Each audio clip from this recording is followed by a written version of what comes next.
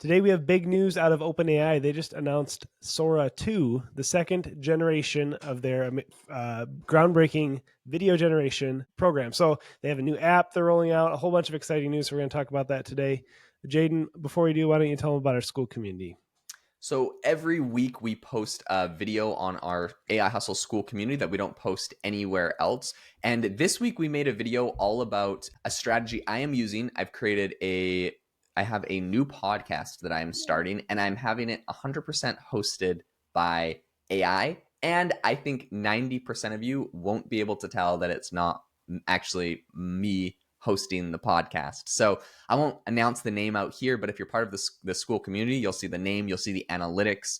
Spoiler alert, over 150,000 downloads so far, and the exact strategy that I've used to create this. I think it's a really cool method for any industry that you're in. If you're looking to promote a product, if you're looking to scale and basically start a podcast, this is the ultimate podcast growth hack, I think, that exists. And the cool thing is, it sounds exactly like me. So at some point when the podcast grows big enough, I will just take this over with my own voice, and 99% of people are not going to know the difference, except that hopefully the quality will get better. I'll be able to do more interviews. It'll seem more dynamic, whatever. Like, hopefully the quality should improve, but it's pretty impressive right now. Anyways, if you want to see the exact strategy on how I do that, you can go check out the school community and over 60 other videos that we post. We have over 300 members in the school community. So go check it out. It's $23 a month, and we would love to have you as part of it. All right, let's get into the episode. Jamie, I'm going to let you kick this off because we were talking and you're super stoked about this.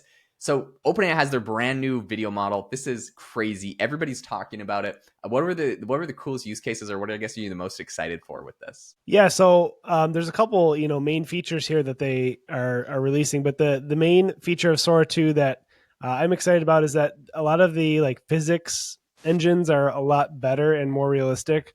So if you look at their demo page, they show a guy on a paddleboard, and he does a backflip on the paddleboard, and the waves actually splash, in the correct direction. It seems like it's getting more realistic as far as some of the physics and motion.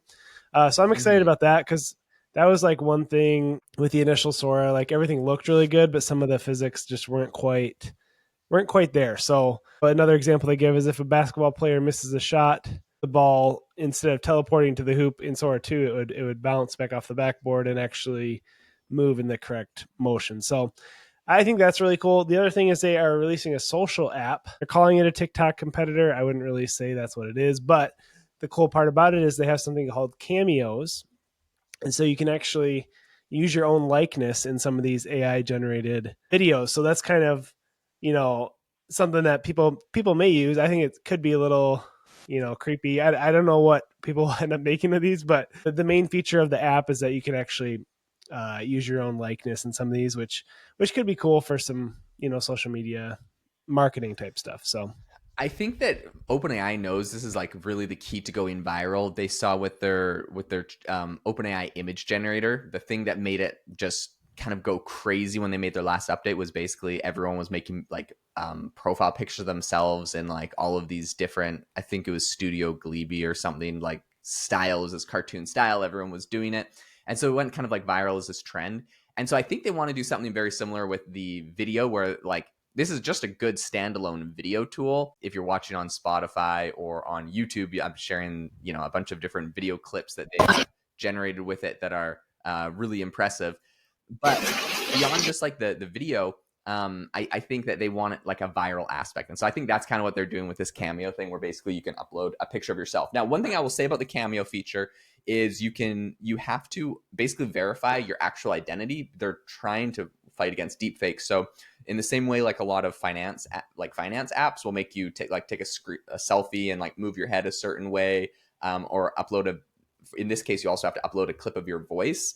So you upload the voice and you scan your face and you verify your identity. And if you do that, then you can use your likeness, which I think is good security to prevent deepfakes on an AI video generation platform.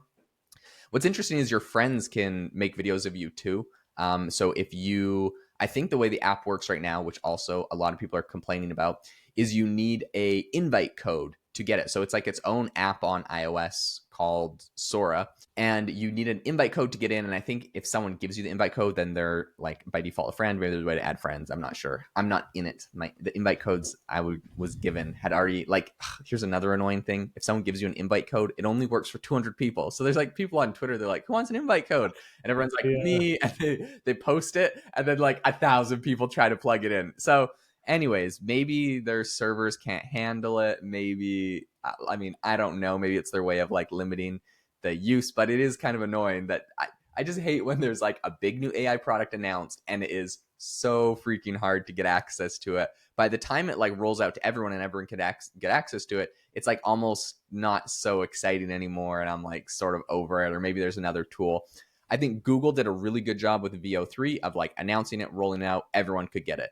OpenAI, when they announced Sora 1, again, terrible job. They're like, here's Sora 1, but it's only available for $200 a month. And like the amount of people that did Right. that, by the time it came to ChatGPT, like as Sora was on ChatGPT, it was like, whatever. It's not that big of a deal. It's not that good compared to whatever else is out there. So I think they should do a better job of just rolling it out to everyone. But that's kind of where it's at today. Yeah, and I think you're right with this one. I think it's going to be interesting to see how people end up using it. So far, a lot of the video generation stuff I've seen on social media has been more along the fantasy lines. Like they have an example right here of a golden retriever in an astronaut costume, and it's animated and kind of cool looking, but not really that realistic, if you will. Mm-hmm.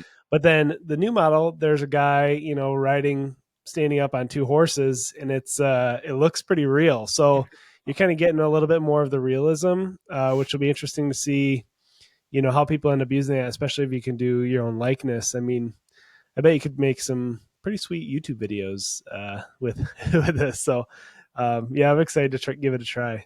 Yeah, there's so many different things. One thing that I think is really interesting is like you can do a lot of basically like you're holding your camera walking around. It looks just like you're in like your living room, you're jumping. There's like this girl, she's like makes a video. It looks like it's just like a selfie video, but she's like flying around town, but it looks very like realistic like her. I think for user generated content videos like UGC for ecom ads, it is going to be insane. Like you literally be able to get anything. Like there's one of an ostrich grabbing a guy's hat and running away, and then the guy's chasing the ostrich, try to get his hat back. But it looks pretty good. And if they basically said that when they came out with Sora 1, it was like the GPT 1 moment. When they come out with Sora 2 here, they said this is like the GPT 3.5. It's like pretty good. One thing that's interesting about it is it has audio built in as well. So when you generate these clips, they come with audio, which sound really realistic. You can hear like a little bit of wind on the microphone. You can hear some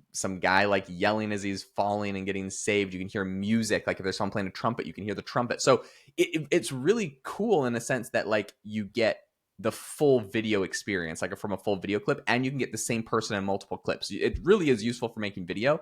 Again, it's not perfect quality. It's GPT 3.5 probably, but when GPT 3 comes out, we're going to be at 4, and then whenever or Sora 3, and then whenever Sora 4 comes out, I think in the next like 1 to 2 years, I think we'll be at a place where you basically have like a hyper realistic, insane video generator that will be able to be used to make full movies, basically. So I think I would give it like 2 years, and anyone can make anything full movie.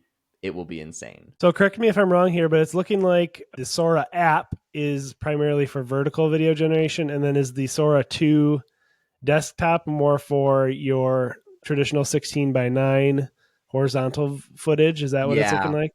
Yeah, I Okay. think that's the case. I mean, basically, I think they're trying to make like a TikTok of AI generated video, which is interesting because Meta also unveiled something, and a lot of people have criticized them of just creating AI slop machines and just saying, yeah, you're going to make a social media platform that's full of AI slop. Sure, you could make AI slop, but you also could make really creative like animations and movies and cartoons and like, or like full on movie clips. So like, I think you could, if you want to make slop, you can make AI generated slop. But if you want to make something creative, I think you could absolutely make something creative. What have people been doing on Twitter, you may ask? Yes, they've been creating AI generated slop. I saw one where it was like someone told it to make a song with Sam Altman's head coming out of a toilet singing a song from a whole bunch of different angles. And that went really super viral. So everyone's like, oh, great. He just created a slop machine. So I think that will happen and those things will go viral. But at the same time, you can actually be super creative and make really creative things that like weren't possible.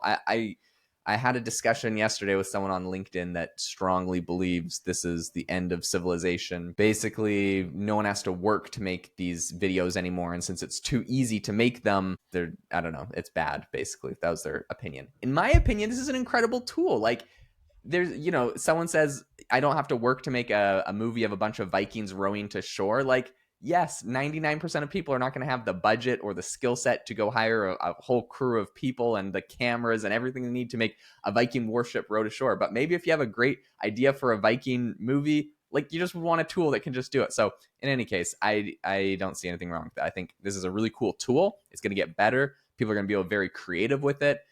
Yes, you could generate slop with it, but you can already do that with the internet. You can go make junk if you want.